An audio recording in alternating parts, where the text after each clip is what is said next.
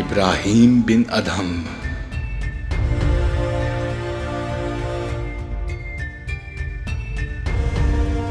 ابراہیم ابن منصور ابن زیاد ابن جابر العجلی البلخی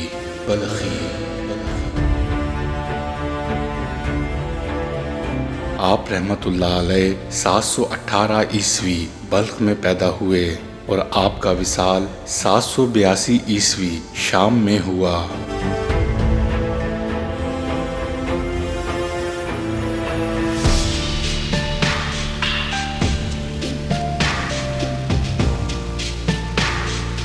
حضرت ابراہیم بن ادہم رحمت اللہ علیہ ایک مرتبہ سمندری جہاز میں بیٹھے سفر کر رہے تھے۔ ایک کمبل آپ نے اپنے جسم مبارک پر لپیٹا ہوا تھا اور مراقبہ کی حالت میں تھے۔ سفر شروع کیے ابھی تھوڑی ہی دیر ہوئی تھی کہ سخت طوفانی ہوائیں چلنا شروع ہو گئیں، یہاں تک کہ جہاز کے ڈوبنے کا خطرہ پیدا ہو گیا۔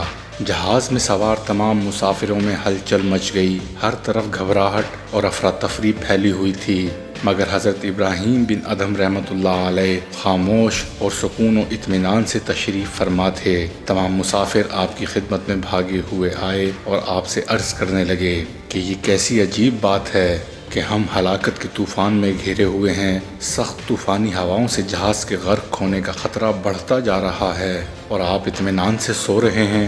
حضرت ابراہیم بن ادہم رحمت اللہ علیہ نے اپنا سر مراقبے سے اٹھایا اور فرمایا، اے اللہ، ہم نے تیری قدرت کاملہ کو دیکھ لیا ہے، اب اپنے فضل و کرم سے ہمیں معاف فرما۔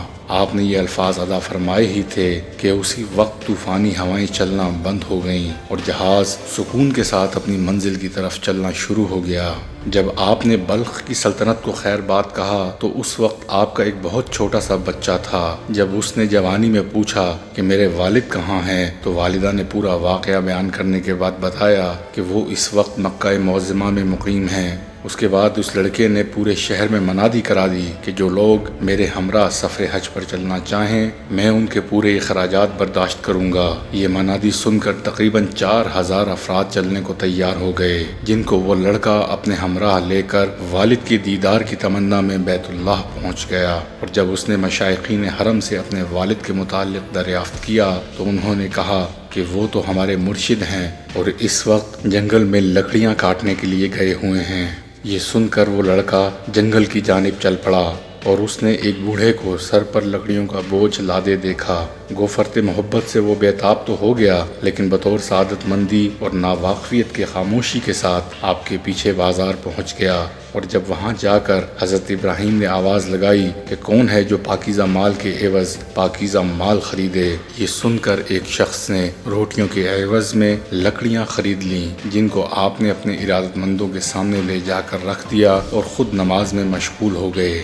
آپ اپنے ارادت مندوں کو ہمیشہ یہ ہدایت فرمایا کرتے تھے کہ کبھی کسی عورت یا بے ریش لڑکے کو نظر بھر کر نہ دیکھنا، خصوصاً اس وقت بہت محتاط رہنا جب ایام حج کے دوران کثیر عورتیں اور بے ریش لڑکے جمع ہو جاتے ہیں، اور تمام افراد اس ہدایت کے پابند رہتے ہوئے آپ کے ہمراہ طواف میں شریک رہتے۔ لیکن ایک مرتبہ حالت طواف ہی میں آپ کا لڑکا سامنے آ گیا اور بے ساختہ آپ کی نگاہیں اس پر جم گئیں، اور فراغت طواف کے بعد آپ کے ارادت مندوں نے عرض کیا کہ اللہ آپ کے اوپر رحم فرمائے، آپ نے جس چیز سے ہمیں باز رہنے کی تلقین کی تھی اس میں آپ خود ہی ملوث ہو گئے، کیا آپ اس کی وجہ بیان کر سکتے ہیں؟ آپ رحمت اللہ علیہ نے فرمایا کہ یہ بات تو تمہارے علم میں ہی نہیں ہے کہ جب میں نے بلخ کو خیر بات کہا تھا تو اس وقت میرا چھوٹا سا بچہ تھا، اور مجھے یقین ہے کہ یہ وہی بچہ ہے۔ پھر اگلے دن آپ کا ایک مرید جب بلخ کے قافلے کی تلاش کرتا ہوا وہاں پہنچا تو دیکھا کہ وہی لڑکا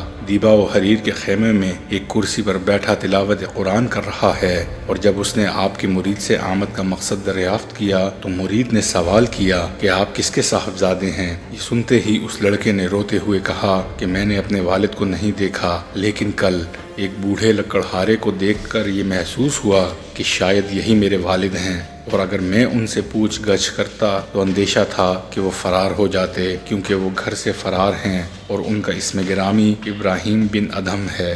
یہ سن کر مرید نے کہا، چلیے میں ان سے آپ کی ملاقات کرا دوں، اور آپ اپنے ہمراہ آپ کی بیوی اور لڑکے کو لے کر بیت اللہ میں داخل ہو گئے، اور جس وقت بیوی اور بچے کی نظر آپ پر پڑی تو وفور محبت سے بے تابانہ دونوں آپ سے لپٹ گئے اور روتے روتے بے ہوش ہو گئے۔ اور ہوش میں آنے کے بعد جب حضرت ابراہیم بن ادھم رحمۃ اللہ علیہ نے ان لوگوں سے پوچھا کہ تمہارا دین کیا ہے تو لڑکے نے جواب دیا، اسلام۔ پھر سوال کیا، کیا تم نے قرآن کریم پڑھا ہے؟ لڑکے نے اثبات میں جواب دیا۔ پھر پوچھا کہ اس کے علاوہ بھی کچھ تعلیم حاصل کی ہے؟ لڑکے نے کہا، جی ہاں۔ یہ سن کر فرمایا کہ الحمدللہ۔ اس کے بعد جب آپ جانے کے لیے اٹھے تو بیوی اور بچے نے اصرار کر کے آپ کو روک لیا، جس کے بعد آپ نے آسمان کی جانب چہرہ اٹھا کر کہا کہ الہی اغثنی۔ یہ کہتے ہی آپ کے صاحبزادے زمین پر گرے اور فوت ہو گئے۔ اور جب ارادت مندوں نے سبب دریافت کیا تو فرمایا کہ جب میں بچے سے ہم آغوش ہوا تو وفور جذبات اور فرط محبت سے بےتاب ہو گیا، اور اسی وقت یہ ندا آئی، ہم سے دوستی اور دعوے کے بعد دوسرے کو دوست رکھتا ہے۔ یہ ندا سن کر میں نے عرض کیا، یا اللہ تو لڑکے کی جان لے لے یا پھر مجھے موت دے دے۔ چنانچہ لڑکے کے حق میں دعا قبول ہو گئی، اور اگر اس پر کوئی اعتراض کرے تو میرا جواب یہ ہے کہ یہ واقعہ حضرت ابراہیم علیہ السلام کے واقعے سے زیادہ تحیر خیز نہیں، کیونکہ انہوں نے بھی تعمیل حکم میں اپنے بیٹے کو قربان کر دینے کی ٹھان لی تھی۔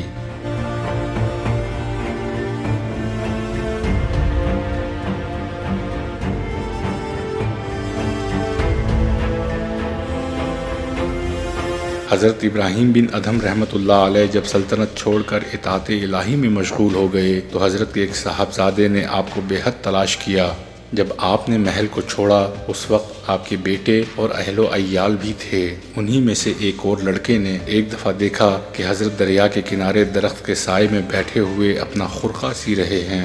صاحبزادے نے سلام کے بعد عرض کیا، یہ کیسی زندگی آپ نے اختیار کر رکھی ہے؟ اس تنہائی اور وحشت سے کیا حاصل؟ حضرت ابراہیم رحمۃ اللہ علیہ خاموش رہے اور کوئی جواب نہ دیا۔ جب شہزادے نے دیکھا کہ آپ خاموش رہے اور کوئی جواب نہ دیا تو اس نے غصے سے سوئی حضرت کے ہاتھ سے لے کر دریا میں پھینک دی اور کہا، یا تو آپ مجھے سوئی نکال کر دکھائیں یا پھر گھر چل کر سلطنت سنبھالیں۔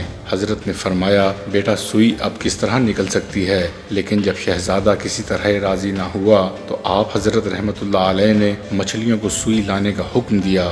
شہزادے نے دیکھا کہ مچھلیاں ہزاروں سوئیاں منہ میں لیے حاضر ہو گئیں تو اس نے کہا، میں تو وہی سوئی چاہتا ہوں جو میں نے پھینکی ہے۔ اتنے میں ایک بہت بڑی مچھلی نے نمودار ہو کر کہا کہ میں اس سوئی کو حضرت خضر کے لیے بطور تبرک لے جا رہی ہوں، حضرت کے احترام میں واپس لائی ہوں۔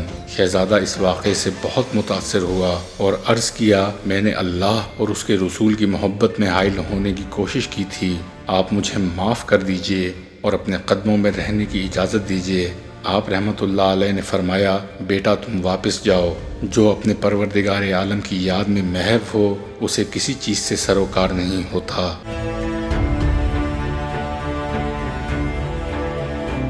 یہی تھی آج کی ہماری ویڈیو۔ اگر ویڈیو پسند آئے تو برائے مہربانی میری اور میری ٹیم کی حوصلہ افزائی کیجیے گا، ویڈیو کو لائک، شیئر اور سبسکرائب کیجیے گا۔ ملتے ہیں اگلی ویڈیو میں۔